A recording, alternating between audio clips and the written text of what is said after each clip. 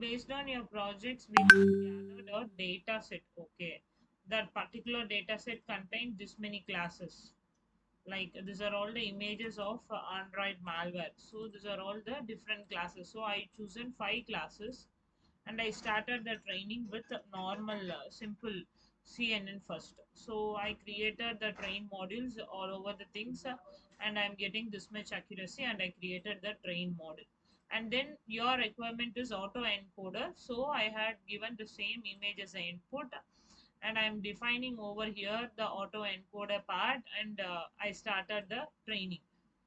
So here we are defining the autoencoder, compiling configuration and save modules, and I started the training.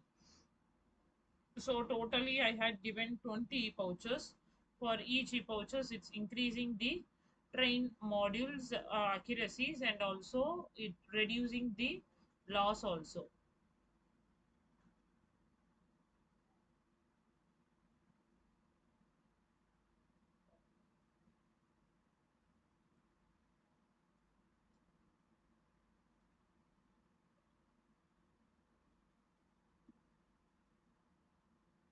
So on 20th pouch the loss will be 0.01.